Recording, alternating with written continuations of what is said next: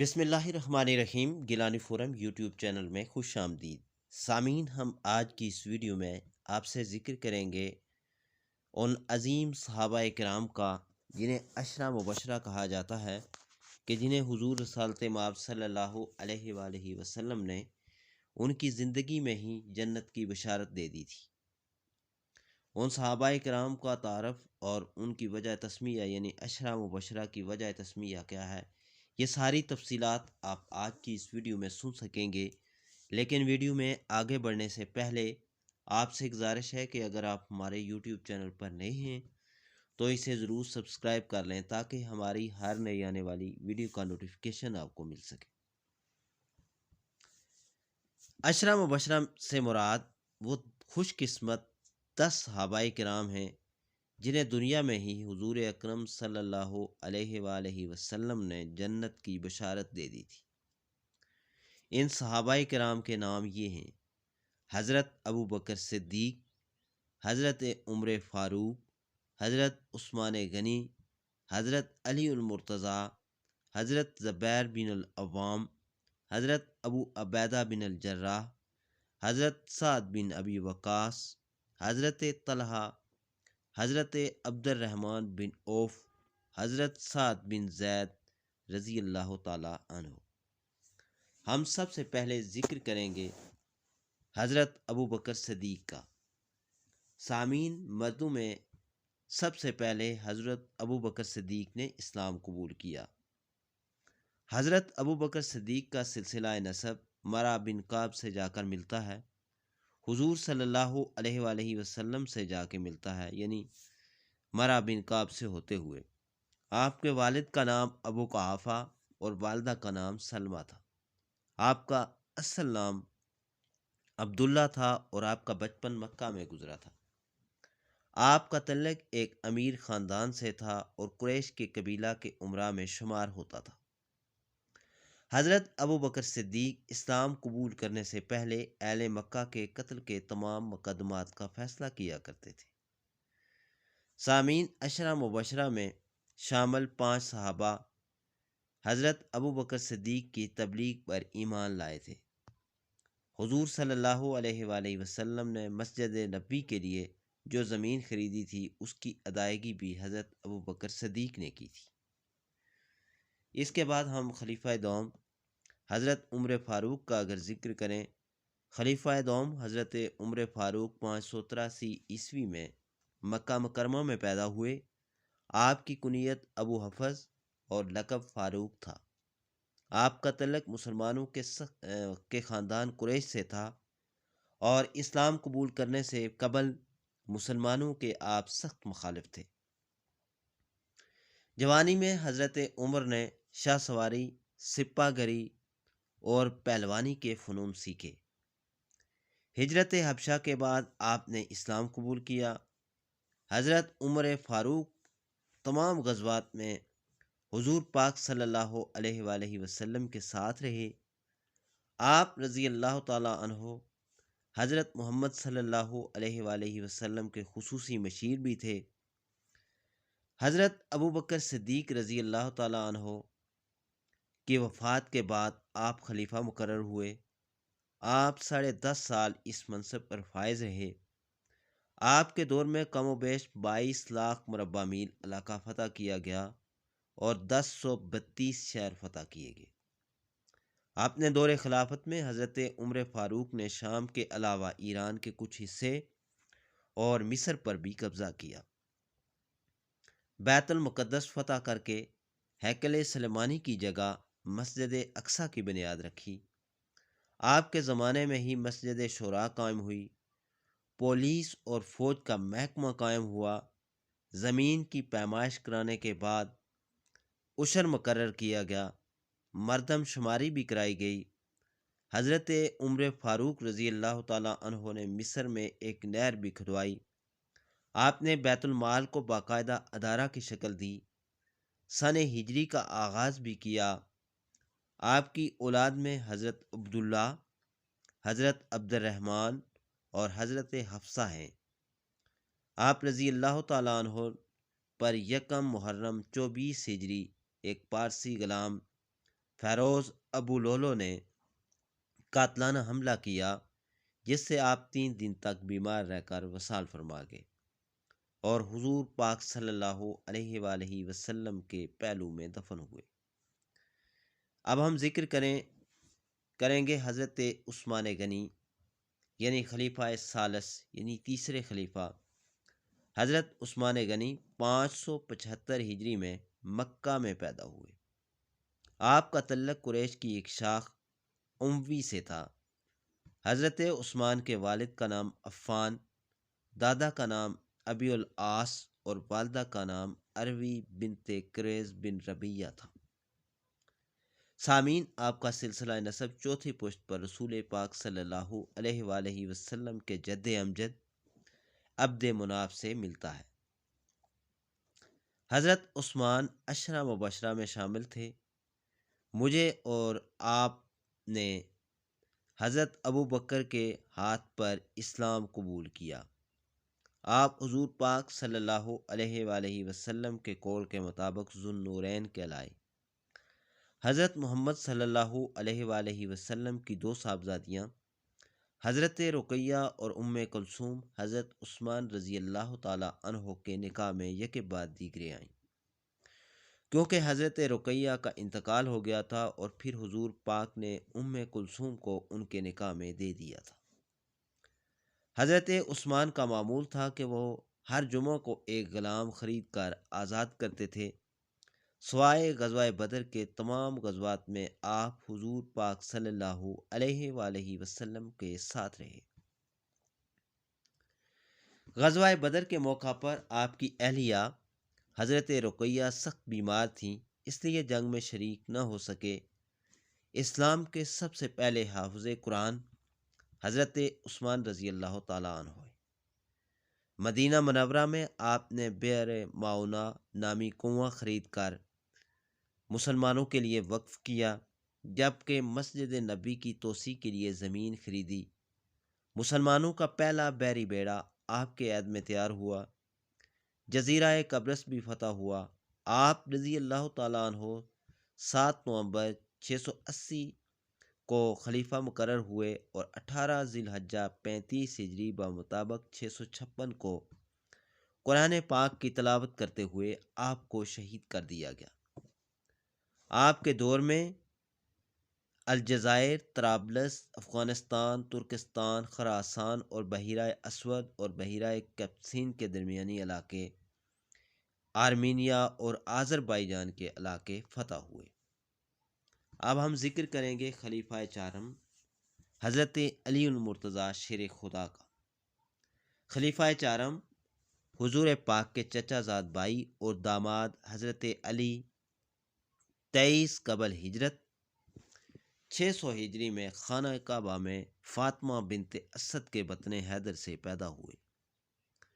حضرت علی کی کنیت ابو الحسن اور ابو تراب تھی۔ حیدر لقب تھا۔ حضرت علی نے 10 سال کی عمر میں اسلام قبول کیا۔ بچوں میں وہ اسلام قبول کرنے والے پہلے فرد تھے۔ مدینہ میں حضور پاک نے آپ کا نکاح اپنی بیٹی حضرت فاطمہ سے کیا۔ نکاح کے 10 یا 11 ماہ بعد رخصتی ہوئی۔ جہیز میں 2 چکیاں، 1 مشکیزہ، 1 پلنگ، 1 چادر، 1 بستر دیا گیا۔ حضرت علی نے دعوت ولیمہ میں کھجور اور جو کی روٹی دی۔ آپ نے اپنے مدنی زندگی میں تمام غزوات میں اسلامی لشکر کے علمبردار کی حیثیت سے شرکت کی۔ قلعہ خیبر میں یعنی قلعہ خیبر بھی فتح کیا۔ عام سیاسی امور میں حضرت ابو بکر، حضرت عثمان اور حضرت عمر آپ سے مشورہ لیتے تھے۔ آپ نے 6 ہجری میں صلح حدیبیہ کی تحریر لکھی۔ آپ رضی اللہ تعالیٰ عنہ کاتب وحی بھی تھے۔ حضرت عثمان کی شہادت کے بعد 20 جون 656 ہجری کو خلیفہ بنے۔ مدینہ منورہ کے بجائے کوفہ کے صدر مقام بنایا۔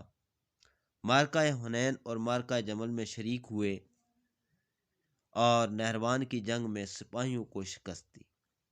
40 ہجری میں ابن ملجم نے حضرت علی پر مسجد میں زہر آلود تلوار سے وار کیا اور اس زخم سے یعنی اس زخم کے بعد 2 روز بعد 21 رمضان 40 ہجری کو آپ رضی اللہ تعالیٰ عنہ انتقال کر گئے۔ حضرت علی نے اپنی شہادت سے کافی عرصہ قبل اپنے قاتل کی نشاندہی کر دی تھی، جس خم کے نتیجے میں آپ رضی اللہ تعالیٰ عنہ کی شہادت ہوئی۔ اس زخم کا علاج عمر بن نعمان جراح نظامی طبیب کے سپرد تھا۔ آپ رضی اللہ تعالیٰ عنہ کا مزار نجف اشرف میں ہے۔ آپ رضی اللہ تعالیٰ عنہ کے خطبات پر مبنی کتاب نہج البلاغہ ہے۔ اس کے بعد 5ویں صحابی رسول حضرت زبیر بن العوام کا ذکر کرتے ہیں۔ عشرہ مبشرہ میں شامل ہیں، یعنی عشرہ مبشرہ میں شامل 2 اصحاب حضرت علی اور حضرت زبیر بن العوام نے اپنے بچپن میں ہی اسلام قبول کیا تھا۔ حضرت زبیر بن العوام رضی اللہ تعالیٰ عنہ سے حضور پاک صلی اللہ علیہ وآلہ وسلم کے 3 رشتے تھے۔ حضور پاک صلی اللہ علیہ وآلہ وسلم کے چچا زاد بھائی حضرت خدیجہ رضی اللہ تعالیٰ عنہ کے بھتیجے حضرت عائشہ کی بہن اسما کے شوہر حضور پاک صلی اللہ علیہ وآلہ وسلم نے حضرت زبیر بن العوام رضی اللہ تعالیٰ عنہ کو اپنا مددگار قرار دیا تھا۔ جب حضرت زبیر رضی اللہ تعالیٰ عنہ کا انتقال ہوا تو وہ 3 کروڑ 12 لاکھ کی جائیداد چھوڑ کر گئے۔ آپ کی 4 بیویوں میں سے ہر ایک کو 11,000 درہم ملے۔ غزوہ خندق میں آپ حضرت زبیر بن عوام سے حضور پاک صلی اللہ علیہ وآلہ وسلم نے فرمایا تھا، آپ پر میرے ماں باپ فدا ہوں۔ آپ رضی اللہ تعالیٰ عنہ اس غزوہ میں حضور پاک کے محافظ تھے۔ اس کے بعد اگر ذکر کیا جائے 6 صحابی رسول جنہیں عشرہ مبشرہ کا درجہ حاصل ہے، حضرت سعد بن ابی وقاص۔ آپ کا نام سعد اور کنیت ابو اسحاق ہے اور سعد بن ابی وقاص کے نام سے مشہور ہیں۔ آپ کی والدہ آمنہ بنت سفیان بن امیہ بن عبد الشمس ہیں۔ آپ نبی صلی اللہ علیہ وآلہ وسلم کی والدہ ماجدہ حضرت آمنہ کے چچا زاد بھائی ہیں، کیونکہ حضرت آمنہ کے والد وہب ہیں جو حضرت سعد کے والد ابی وقاص کے بھائی ہیں۔ اس طرح آپ کو حضور صلی اللہ علیہ وآلہ وسلم سے عزیزداری کا شرف حاصل ہے۔ سامعین، 70 سال کی عمر میں اسلام لائے۔ آپ سے پہلے زید بن حارثہ، علی ابن ابی طالب اور حضرت ابو بکر صدیق اسلام قبول کر چکے تھے۔ اس لحاظ سے آپ چوتھے مسلمان تھے۔ آپ نے تمام غزوات میں شرکت کی اور بڑی بہادری اور دلیری سے دشمنوں کا مقابلہ کیا۔ حضرت سعد کے بہادرانہ کارنامے تمام صحابہ کی نظر میں تھے، اس لیے حضرت عمر کے زمانے میں جب ایرانیوں کے غرور نے مسلمانوں کو پوری قوت سے ایرانی شہنشاہی سے ٹکر لینے پر مجبور کیا تو سپہ سالاری کے لیے سب کی نظریں حضرت سعد پر پڑ رہی تھیں۔ حضرت عمر نے انہی کا انتخاب کیا اور اسلامی لشکر کی قیادت انہیں سونپی۔ مدینہ منورہ سے حضرت عمر نے حضرت سعد اور اسلامی لشکر کو رخصت کیا اور قائد لشکر سے یوں مخاطب ہوئے، اے سعد، اس بات سے کہیں دھوکے میں نہ آ جانا کہ میں رسول پاک کا ماموں ہوں، ان کا ساتھی ہوں۔ صحیح بات یہ ہے کہ اللہ تعالیٰ برائی کو نیکی سے مٹاتا ہے اور نہ کہ برائی کو برائی سے۔ اے سعد، اللہ تعالیٰ سے کسی کو کوئی رشتہ داری نہیں ہے، بندے کا اللہ سے تعلق صرف اس کی اطاعت کی وجہ سے ہے۔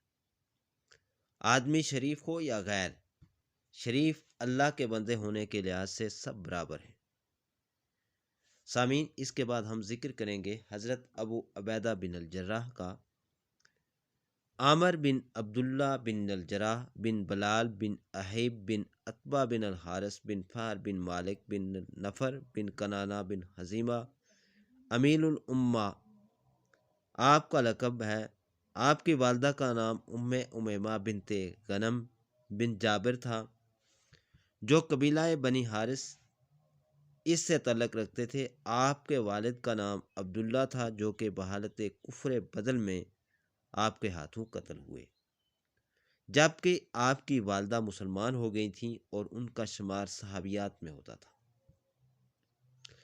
حضرت وعدہ 800 سال یعنی 800 کے بعد اسلام لائے۔ ان سے پہلے طلحہ بن عبید اللہ نے اسلام قبول کیا تھا۔ آپ کی شہادت کا شمار ان صحابہ میں آتا ہے جو اپنی کنیت سے مشہور ہیں۔ اس کے بعد ہم ذکر کریں گے حضرت طلحہ کا۔ حضرت طلحہ ہجرت نبوی سے 24 سال قبل 596 میں پیدا ہوئے۔ آپ کا پورا نام حضرت طلحہ بن عبید اللہ تھا، والدہ کا نام عبید اللہ، آپ کے یعنی والد کا نام عبید اللہ تھا۔ حضور آپ کی کنیت ابو محمد اور لقب فیاض تھا۔ آپ مشہور صحابی حضرت زبیر بن عوام کے اسلامی بھائی تھے۔ آپ کی زمینیں خیبر اور عراق میں تھیں، جن سے آپ کی روزانہ کی آمدنی اوسطاً 1000 دینار تھی۔ آپ نے 40 ہجری 686 میں 64 سال کی عمر میں انتقال فرمایا۔ وفات کے وقت آپ نے 22 لاکھ درہم اور 2 لاکھ دینار چھوڑے۔ جو غیر منقولہ جائیداد چھوڑی اس کی قیمت 3 کروڑ درہم تھی۔ اور آخر میں اگر ذکر کیا جائے حضرت عبد الرحمن بن عوف کا، 10ویں صحابی رسول حضرت عبد الرحمن بن عوف، جنہیں حضور پاک نے دنیا میں جنت کی بشارت دی تھی۔ آپ عبد الرحمن بن عوف رضی اللہ تعالیٰ عنہ ایک مشہور تاجر تھے۔ آپ رضی اللہ تعالیٰ عنہ نے تجارت کے ذریعے راہ اسلام میں 40,000 درہم نقد، 500 گھوڑے اور 1000 اونٹ مختلف مواقع پر دعوت دین کے لیے پیش کیے تھے۔ حضرت سعید بن زید رضی اللہ تعالیٰ عنہ، حضرت سعید بن زید کے والد زید بن عمرو بن نفیل تھے۔ عشرہ مبشرہ میں شامل 6 صحابہ کرام شہادت کے رتبے پر فائز ہوئے۔ سامعین، یہ تھا تذکرہ حضور کے جانثاران اور وہ صحابہ جنہیں حضور اپنی زندگی میں جنت کی بشارت دے چکے تھے۔